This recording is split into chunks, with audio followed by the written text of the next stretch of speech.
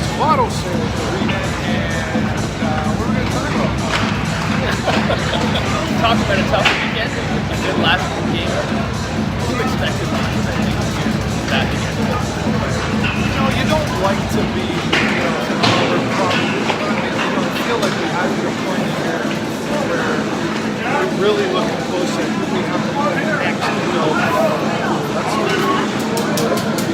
That being said, the Sarnia Sting is a team that if they stay disciplined against tougher teams, that's where they come out ahead. The key word is discipline. Yeah, I think yeah. Well, it could be either or. Yeah, it's been a struggle to stay on the box all year. We have like 600. It's pretty outstanding now. It's an above average number. Yeah, it surely is. It's going to be another tough one against your big, tough team, David National. He's such a good player, and you can see him very easily getting a nice game some players. Yeah. It's just an all around, tough to say, it's better team they prepared for this. They're going to make their shot at the top of the standings. They might all end up right now. Kevin Heath. Yeah, I believe he has 5 points. So, I mean, you talk about this.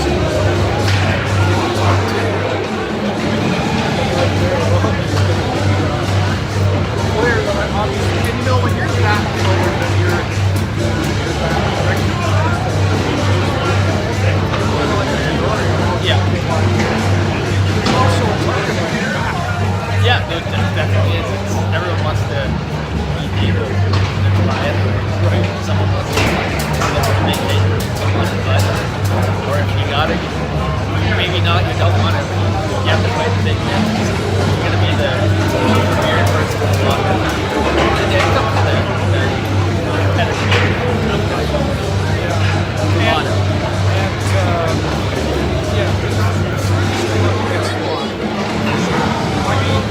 When you take a look,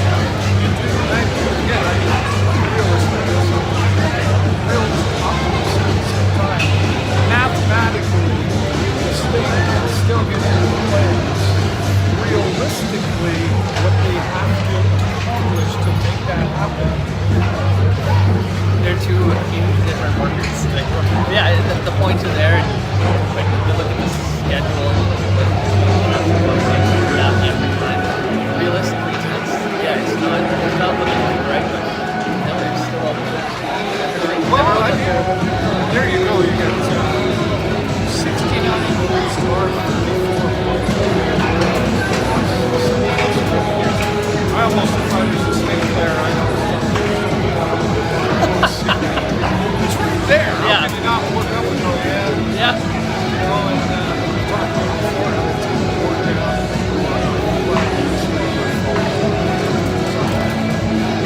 It's got to be hard as this player coming in.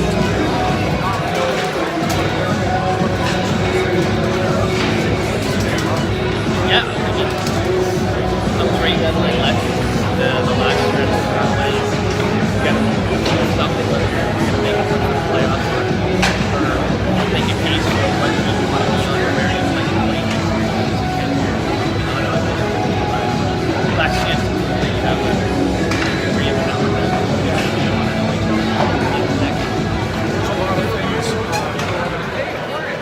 There's a lot of things going through that mind. We're talking about that. The last 10 games, so whether you're looking at the stats or not, you already know. Yeah, I mean, you go to the game and see how it goes down. So many times it's just right there. I don't think it's for lack of trying. Maybe a lack of coaching. I don't know what it is. They always seem to battle to the end. And going back to last Friday, it was a great win and fought hard for the last. I think it took 0.6 seconds for everybody to kind of calm down and realize that it was in the bag, because how many times had it come down to the wire before, and it slipped through the fingers, but it was a really good effort last week. I just had to slip out right at that time because I was going to hockey, but I got to see the last seconds, and it was, I could feel the nervousness in the air for sure. You're the coach of this Sarnia Sting hockey team right now. You're down in the locker room. You're by yourself because the team is out on the ice practicing. What's going through your mind and what you're going to say to these young fellas? Just play your game. Don't look at the bigger picture. This is just another game that you're going into. Don't think about the implications of playoffs or anything. Just go do what you've done your whole life and play hockey. Every single one of these players know how to play hockey. You don't want to just go have fun because it's pretty cliche, and they're grown men almost at this point going into the next stages of their career. So just do what you know and don't let anything get you too off your game. Yeah. How do we, I think part of that I would add into is go out and play your game, but stay out of the penalty box. We talk about one of the teams in the league with the highest amount of minutes, and I asked ChatGPT to look it up. She wasn't too sure, but she did say that's a lot of minutes up there. So, you're supposed to stay out of the penalty box. As a hockey player, you take penalties, sacrifice the pond sometimes, so to speak. But how do you stay out of the penalty box? That is the golden question, isn't it? It's you got to watch your stick a lot of the time. It gets away from people, and then you end up with a lazy tripping call or a hooking call, or a lot of it comes down to moving your feet and not giving up on a play because it's easy to put your stick out and try and tug somebody back when your feet you're tired, you're gassed out, you had nothing left to give on your shift. It's those are the penalties you want to avoid taking, and then the ones kind of like interference and roughing and things that are certainly preventable. They're just it boils down to emotion, and then you get someone hits your goalie in front of the net, or someone hits your rookie player like Wallace or someone, and you got to stick up for them, and then that's always a toss-up when you leave it to the refs. Well, we've talked about it for years, going over the years with even with Jay Peckham and Lee and yourself.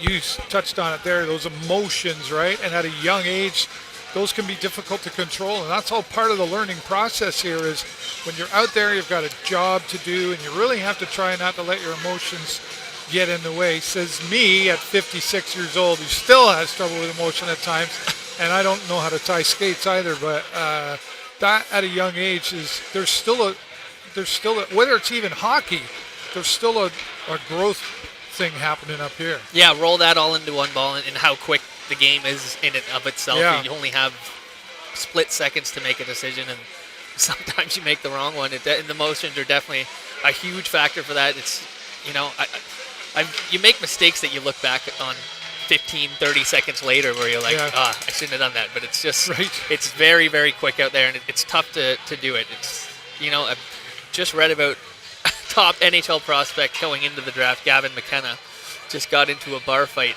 down in Penn State. So that kind of factors in, you're young players, you go out to the bar. Hopefully it doesn't happen too much here, but it's a good those days. Yeah. It's a good release to do it on the ice rather than off the ice, but you still want to give your team a chance. Every 2 minutes in the box it's another. Yeah, and hey, let's add in personal experiences that are happening in a young fella's life, and who knows what's going on around them. I want to lead out to our friend Ben Gaudreau. I was online with him yesterday having a little chat, and Ben and I have stayed in touch off and on. And I just reached out and, see he stepped away from the Montreal Canadiens team. And I don't know exactly what's going on. I didn't ask him. I wanted to let him know that we're thinking about him, whatever. But he said he appreciated that, and he's been getting lots of messages. But there's an example of a fellow, too, that is, you go and you play in the World, and you get gold, and you play in all these tournaments, if you will, and do really, really well, and then you leave the Sting after a good run there, and then there also is a lot of decision making that goes on in a young man's life to, you can only play in these leagues for so long, and then you get to a certain age, and then maybe you go, all right, maybe this isn't working out the way I wanted to, I got to make some decisions. That's got to be on a mind even right now at this level. Oh, massive, especially for players that find themselves on the outside looking in sometimes. They're the 13th forward, and wondering why I didn't get in the lineup and what I could have done differently, and maybe even hoping for a trade at some points to, right?